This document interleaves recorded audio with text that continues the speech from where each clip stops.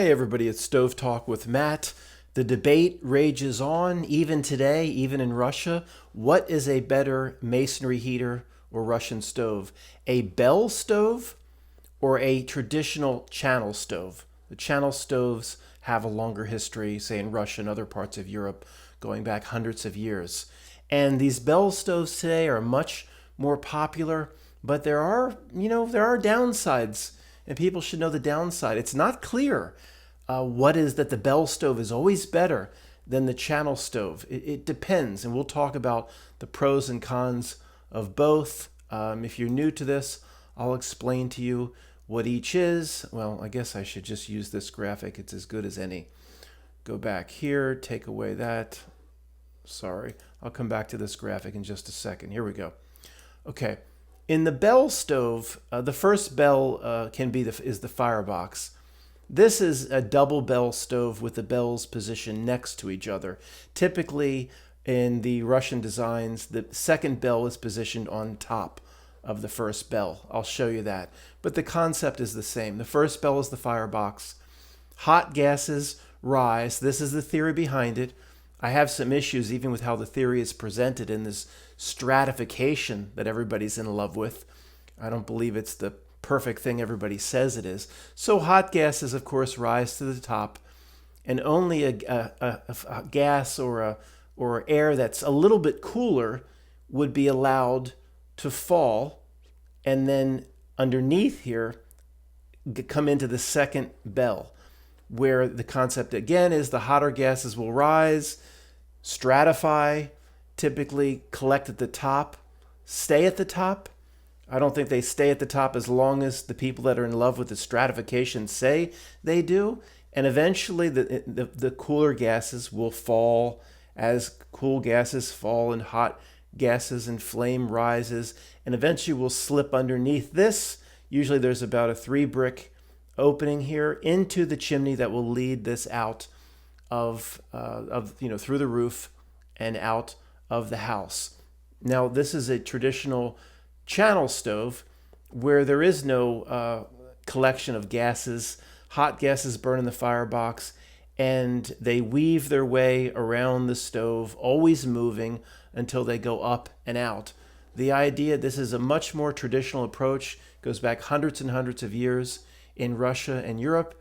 And the idea is you just pass the hot gases, that didn't sound too good, pass the hot gases by every single brick, and of course the stove will eventually heat up. The idea behind all these masonry heaters that are thousands of pounds is it takes an hour and a half or 2 hours for them to really start radiating out the heat. They're not good for garages or sheds, or if you want quick heat, it takes 2 hours in some cases.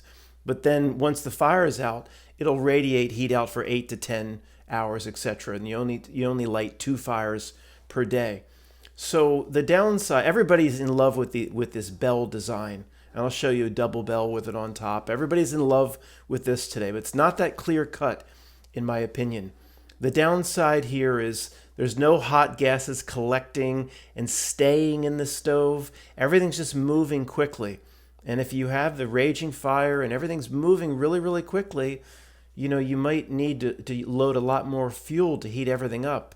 We're here if you believe in this stratification, the hot gases collect at the top, it's going to heat up a lot more quickly. Now, the people that are in love with the stratification, they seem to think that the hot gases will just linger up here for a long, long time. I don't think they stay.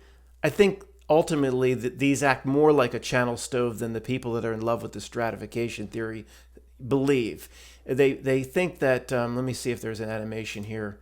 Yeah, I'll just play this. They think that only the cooler gases at 150 degrees Celsius, 170 degrees, will be able to fall down and slip under the 3-brick opening into the second bell, and only the cooler gases will be allowed to, and all the hot gases will just stay up here forever and ever. I don't buy it, but okay, let's just leave that alone. Ultimately, I understand why people like the bell concept better. Because you do keep there's no doubt you keep the hotter gases in the stove for a longer period of time. Let me go back here so you can see this. Here we go. They say the channel stove, at least in this video, this is not anything official or anything, they say 70 to 80% efficiency. You know, okay, firebox burns, everything moves very quickly. Boom, boom, up here, passing by all these bricks, heating all these bricks, where they say Bell stoves, at least this is a video that's very pro Bell. And let me see again if I can go back here so I can show you more of this and get rid of the graphic. Here we go, just a moment. Walking the mile, walking the mile. Okay, first bell is the firebox. This is a double bell stove with the second bell on top. There's some sort of catalyst in here. Most of these stoves don't have a catalyst. Just assume it's the firebox it's just a box inside of a bigger box. So fires burned in a very large firebox. Gases supposedly stratify. The hot gases stay at the top. They slip down through the back or under a 3-brick opening. Have enough energy at 150 or more degrees Celsius to come up into the second bell, of which the hotter gases again will collect up at the top, and then eventually the cooler gases, per the theory, will fall down here and go under the 3-brick opening and then up and out.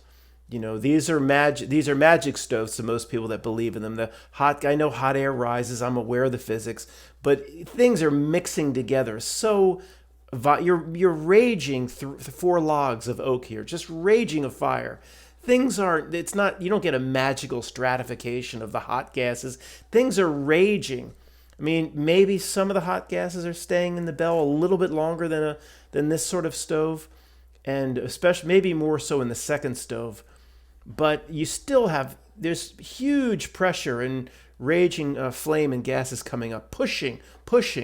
So there's no way the hot gases you're going to have all types of gases pushed underneath here. So the point is, and I don't mean to be a broken record, the people are in love with this stratification. It is not what they think. There's no doubt the hot gases stay in a double bell stove longer than a channel stove. Is it as significant as people that push these stoves believe it is? Even the Russians, I don't believe it's as significant as they say. So let's see if there's another graphic here.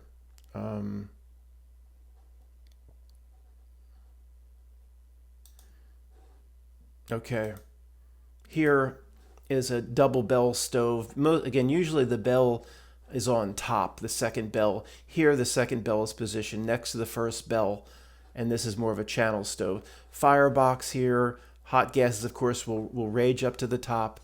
And then this even shows, you know, the magical strategy. The cooler gases are in pinkish here. Now, hot gases will stay at the top magically, and then they'll fall down here, and only the little cooler gases will go underneath. Let me go back. We'll go underneath into the second bell. Again, the hot gases will rise. This is also the concept behind a dry slot or a dry seam. Okay, I cut my recording off. Recording again here. Let me play this. Go back. This is all the concept of a dry seam. See how it shows this black arrow here at the bottom of the first bell? The cold air comes up. And cold air, of course, is coming up through the grate. Most of these masonry heaters or Russian heaters have a grate. The wood sits on top of the grate. The air comes underneath the wood. The Russians call this a blower, even though there's nothing electrical about it. So here comes the black. The black is the coldest gases. And boom, the coldest gases just go right out.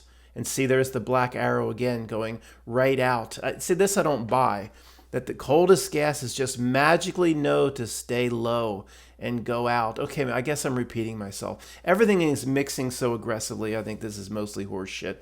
There's more, a little bit, the gases stay longer in these stoves than in a channel stove. So it shows, this video again is very pro-Bell.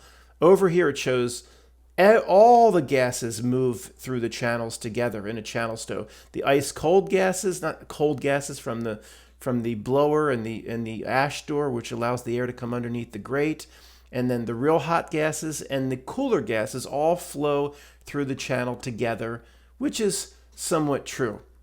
Again, there's still many advantages to the channel stove, in my opinion. So that's the concept. Okay, the most famous person in Russia right now pushing these double bell stoves, or is associated with the double bell stoves, is this Igor Kuznetsov. And he has actually free plans for his double bell stoves. It's simply www.stove.ru. I have a video a few months back showing you his website. Sometimes you can't get to it with the www, but there's a lot of good plans, and these are good stoves. Again, the firebox rages the flame and gases up. They go up high and they fall into these channels. They go down to the bottom of and then they go up this channel. They fall and go up this lifting channel into a second bell or second box. I'll see if I can show you that quickly. That will be on top of this box. So let me fast forward. Walking the mile, still building up the first bell. There's a certain thing I want to show you here, guys. Sorry, I don't know these videos intimately where I have to. That's how you know the first bell is completed when you get that ceiling like this. You get that ceiling. It looks like the stove is done, but no, this is just the first box. Firebox burns, gases fall to the left, gases fall to the right. They go down these back channels. They go down and then up and come through this very small square. They go down and up. There's two ways the hot gases enter the second box, which is the second bell on top. And I'll do this very quickly. Usually the second box, the second bell, is gases come up here, and there's usually some barriers that kind of trap the gases or hide the ultimate chimney will be here out through the roof and out of the house. There's barriers so the gases can't come right up and go directly out here.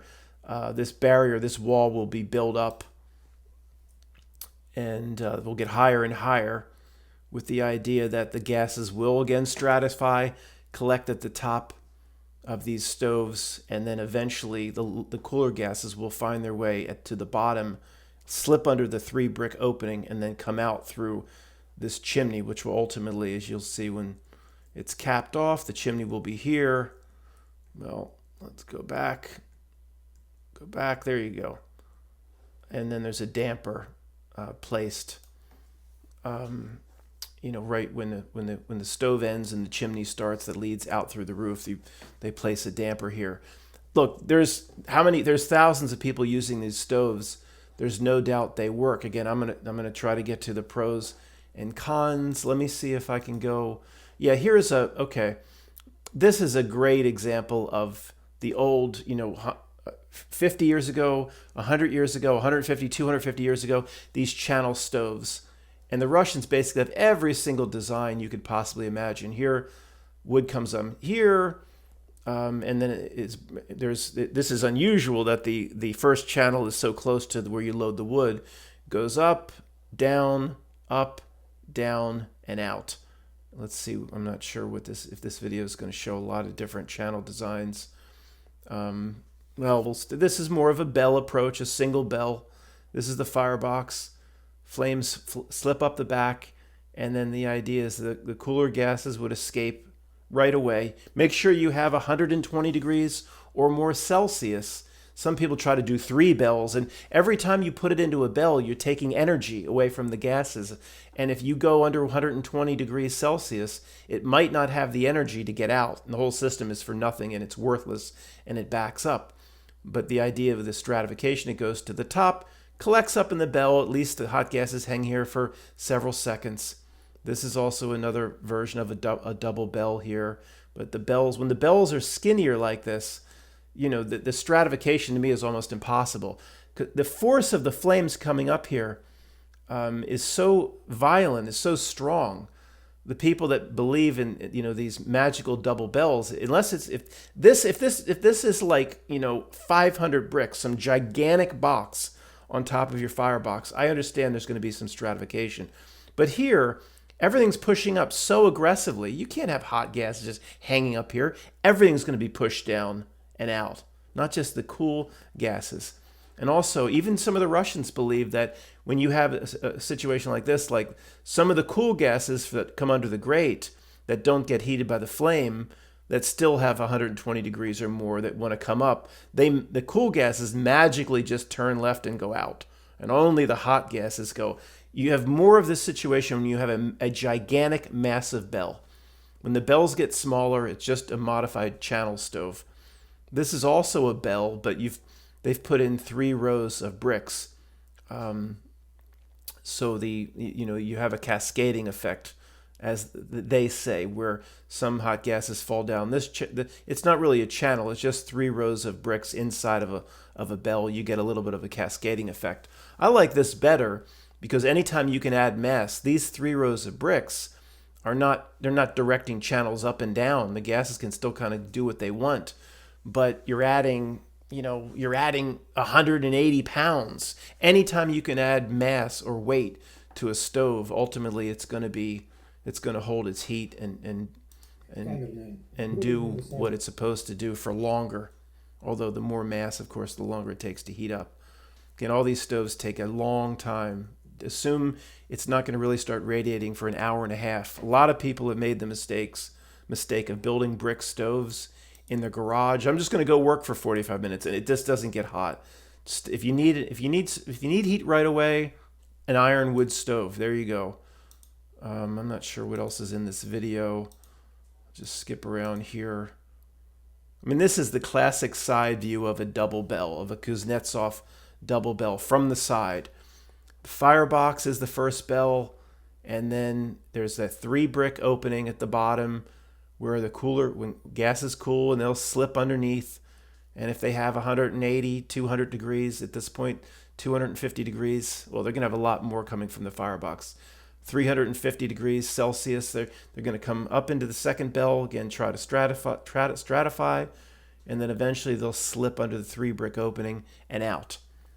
All right, now let me tell you, or let me pause this so you understand the difference between the channel stoves. Again, they have every design, up, down. Some channel stove just weave back and forth like a snake, but it's a channel. Everything moves through a relatively small channel and keeps moving quickly. There's no bell or stratification. So let me first present. Well, let me pause and present the downside and upside to each type of stove, in my opinion. Here's a video from our friend Igor. Let me turn the sound down or off because it's all in Russian. And he actually broke this stove down himself. See the giant crack? It's a gigantic crack from overheating this stove. And I'll show you why it has the principle of a bell that traps heat, why it overheated, and one of the disadvantages, in my opinion, of a bell stove. There's also a carbon monoxide risk with a bell stove. I know a lot about that. Look what the overheating did. The amount of cracking. No amount of reinforcement could prevent, when it cracks that bad, no amount of reinforcement could stop that. And the person didn't use this stove correctly. So wood is loaded in here. There's a grate. Air comes under the grate. This stove has like a mini bell. Hot gases come from a roaring flame firebox, come flying up to the top where they get trapped, completely trapped. Of course, the idea, if you believe in the stratification of bells, the cooler gases will come down and eventually escape underneath this. It looks here like only a 2 brick opening, and then go up and out of the stove. Stratification again would be almost impossible in this stove because it's such a small thin bell, but you do have like a backlog, a trapping of there's tremendous heat up top, and in this sort of a stove. So the idea, this sort of stove is, a lot of these stoves are meant to be fired twice a day, and that's it, and not to be overfired. Start with some small kindling, add 3 or 4 medium-sized logs. And, okay, it's going to get extremely hot up here because there's just nowhere for the gases to go. Flames just in hot air just pushing up. Now, if you stay within the confines of how this stove's supposed to be burned, I'm sure it would be fine.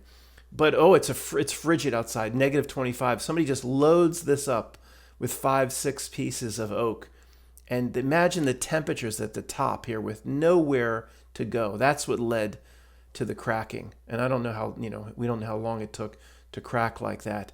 In a channel stove where gases just are constantly flowing in a small channel, overheating or overfiring and cracking from overfiring it's not impossible, but it's very, very hard to do because everything is always moving and flowing. You can crack if you overfire a Bell stove, and that top, and I guess someone, well, Matt, you're proving the stratification point to a degree. I mean, but look at this. I mean, there's nowhere for the heat to go. It's just stuck at the top. So you have, when you have a Bell stove, you just can't load it up with 5, 6, 7 pieces of oak. Where you can, I think, do that in a channel stove. Everything just moves, and there's very little risk of overfiring in a channel stove, in my opinion. Okay, here's another video showing various channel designs.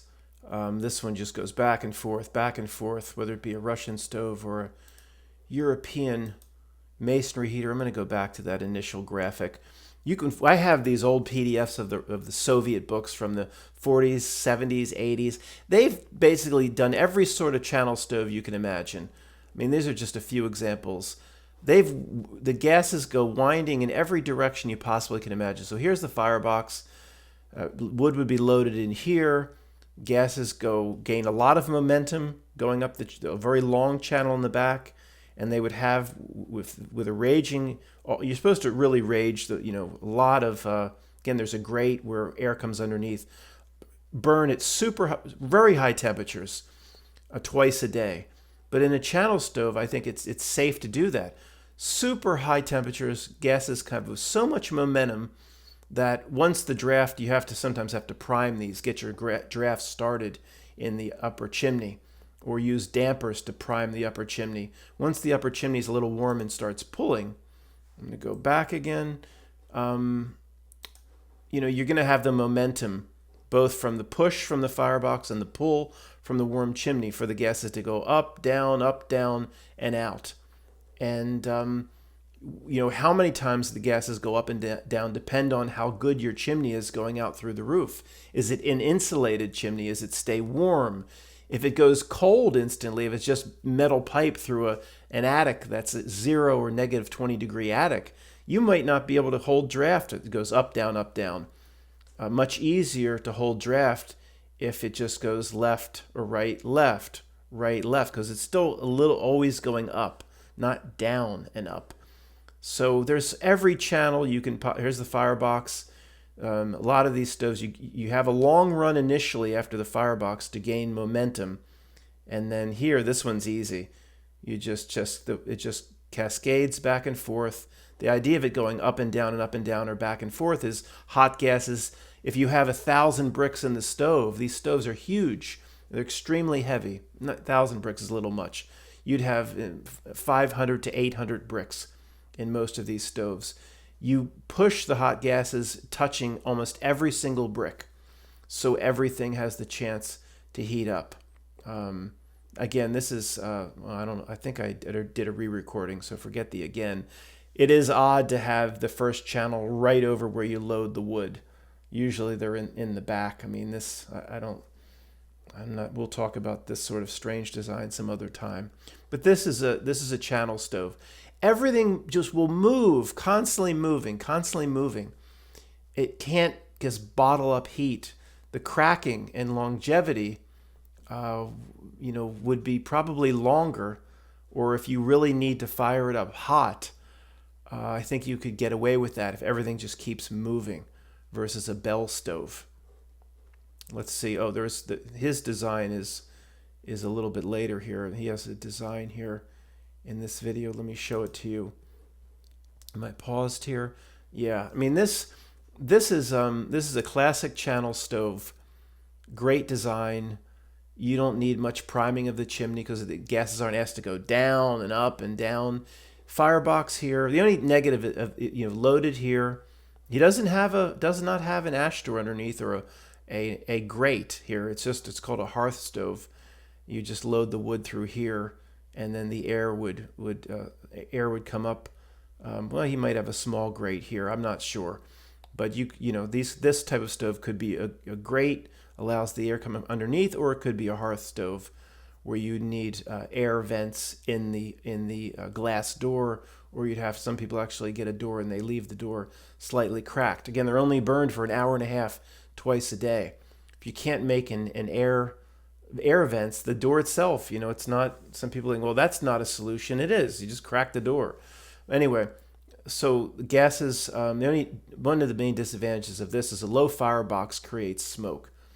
Although there's some theories with when the gases go up and they wind back, kind of in a small space. A lot of like a rocket stove, a lot of the gases or the smoke is burned up as it goes up here and immediately turns left back. So things could stay so hot. There's going to be some sort of a cooking plate here. Going to get more smoke with a low firebox, but the gases are just always. They're never asked to go down and up. They just weave back and forth, and eventually go out. And they weave back and forth, touching all the bricks. Probably don't heat. They're not going to heat up as nearly as quickly as in a Bell stove. But I don't think there's the advantages. People that are in love with the Bell stove say the advantages are so great for the Bell stove, and I don't see it that way. Remember, one is the overfiring, but let me go back to the Bell stoves and tell you about what the biggest potential issue with the Bell stove is regarding carbon monoxide. Okay, before continuing, I just wanted to show you some of the size of these double Bell stoves. They're massive, thousands and thousands of pounds. Here, there's a cooking oven. The gases would rise up to the top. There's probably some sort of bell here, and then they cascade down, and this is a bench, so they cascade around the bench, which sometimes acts as a bell in and of itself, and then find the chimney out. I don't know the design of this stove, but they are massive, and these bells are massive, and there is a little bit of a carbon monoxide risk, in my opinion, that I want to talk about with these. And there's also an overfiring risk. A lot of these Bell stoves will crack, and the cracks need to be repaired. Okay, back to this video. I'm glad I showed you that, because you don't know how massive these things are unless you see what I just showed you.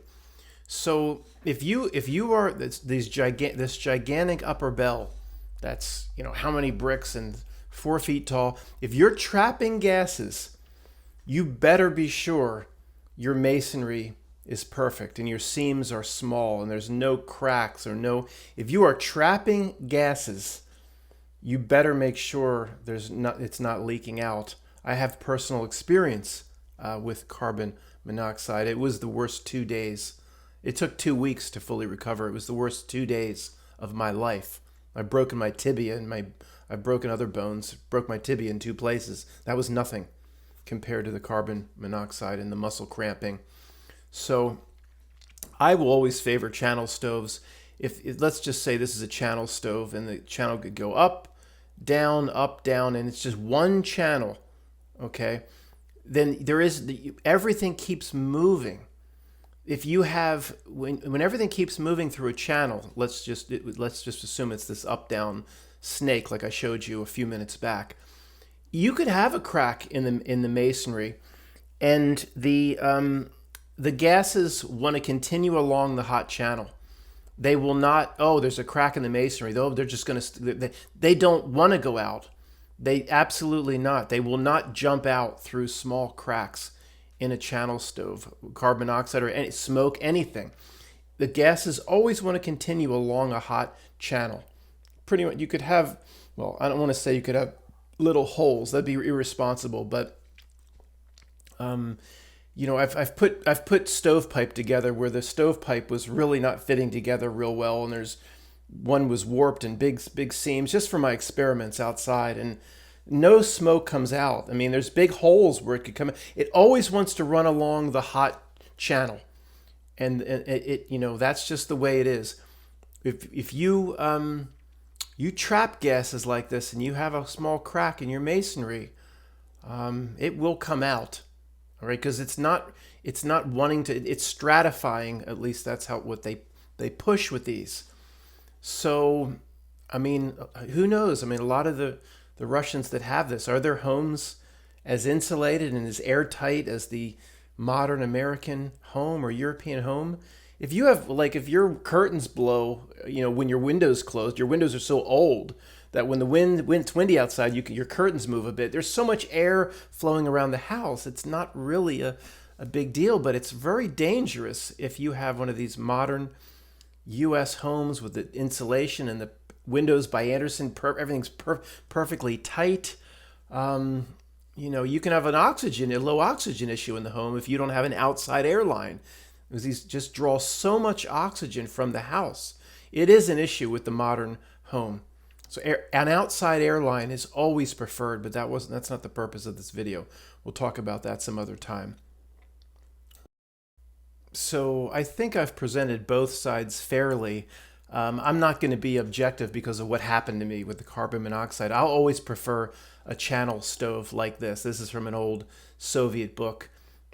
Pretty high firebox, so it's going to burn up a lot of smoke. The higher the firebox, the more smoke gets burned up. If you're worried about, you're trying to, maybe there's certain regulations on smoke where you live in Europe, or you don't want to smoke out your neighbors. High firebox, you don't need secondary air, and high firebox gets rid of smoke. So here, the flames would be shooting up, and the hot gases up the back channel. This isn't just a traditional old channel stove. They go hit the top. Here they have 3 layers of brick at the top. You could get away with just 2. They go down, and this is a clean out door because you're going to have ash accumulation down here. It needs to be cleaned out twice a year, and then up. Very simple, relatively very easy for anybody to make. Relatively thin stove, but still, when you get up to 6-7 feet tall, there's going to be 500-600 bricks. It's going to radiate out a ton of heat. But the other thing, remember, I like about this is if it's really cold and you load this firebox up with like 6 pieces of oak, and maybe it's just you're really kind of overfiring it. I think everything's moving so quickly. You're not going to have cracking in the stove. Where that other stove we looked at, you put too many logs in, or it gets trapped. Ooh, it will expand. It will crack. It's one of the major reasons I like these. Everything keeps moving, and your chances of cracking much less. Sometimes I like to load up that firebox and get it hot. I don't want to have this huge double bell stove and say, well, I can only put 4 logs in at a time. I just don't like that. So because of what the carbon monoxide issue, I always prefer the gases. If you had it, and just in my opinion, this is the dangerous issues. And maybe I'm wrong about this. I can't say for sure, but I'm very confident if there was you see everything's flowing so quickly. If you had a little crack here in the masonry, it's going to want to just shoot out the dangerous gases. And no, it will not want to shoot out. It wants to continue along a warm channel. That is my experience. Totally different carbon monoxide risk than in a bell or a double bell stove. A big disadvantage to a channel stove for some is unless you work the damper here properly, these stoves can get very cold. So meaning, let's say it's you're in Russia and it's negative 20 degrees outside, and you fire it up you fire it in the morning. For an hour and a half, you, I guess, put some kindling, load 3, 4, 5 logs, then you do the same thing at night. You're fired twice. It doesn't burn all day long like an iron stove. And then the idea is to just keep doing this twice a day for 3 months in a row. Never, ever allow it to go cold. Never let it take a day off. But the danger with these channel stoves, if it's negative 20 degrees outside, you fire it up at night. And again, gases go up, down, and out. This is a clean out door for the chimney, and a damper that slides out and slides and caps everything off. These dampers are illegal in a lot of because of the carbon monoxide risk. If you put the damper in too soon, when you still have a little bit of flame, illegal in Germany and many places in Europe, in Russia, they're going to do what they've been doing for hundreds of years. They know how to operate the damper. But let's just say you leave the damper open. which, if you were really tired and you had to go to bed, you'd have to leave it open. You couldn't close it off too soon. That is a gigantic people, there's all sorts of documentation in Russia. People have been killed by closing the damper too soon. But they close it off to keep the heat in the stove when there's just like a little bit of coals and embers. You certainly can't close it when there's any fire. But they close it off to keep the negative 20 degrees out of the stove. So you've been burning this twice a day over the course of weeks and weeks. And when you go to light it up the next morning, everything's still warm. So the draft is maintained. You don't have to keep priming. You just light it up in the morning. You've been lighting it for 2 weeks, and it just drafts fine right from the morning firing because it stays warm for 10, 12, 14 hours. The draft is maintained. You forget to close the damper. All night, it's negative 20 degrees cold air is funneling down into the stove. And eventually, settling here, eventually working its way up, cascading over. You come the next morning, your stove is ice cold. And you will have to prime the chimney. You can't just light it. It'll smoke your whole house out. They say with the Bell stoves, if you don't close that damper off and the negative 20 degree cascades down, they claim, I don't know exactly how this works, and I'm not going to show you another picture of a Bell stove. I'm going to wrap it up here. They claim that the cold air gets somewhat trapped in the first bell and can't continue to cool the rest of the stove. I don't know. I've heard that a lot from a lot of stove makers and a lot of people that know a lot about stoves and Russian stove makers. So there's something to that. That would be an advantage for the Bell stove. And either way, they're meant to be burned twice a day, every day, with no time off for 2 months straight, or however long your cold snap is. Because initially, the upper part of the chimney needs to be primed and warmed for the draft to occur in a channel stove or a Bell stove. You can't just light them up. If your chimney's not primed and warm, you will smoke your house out. Thanks for listening.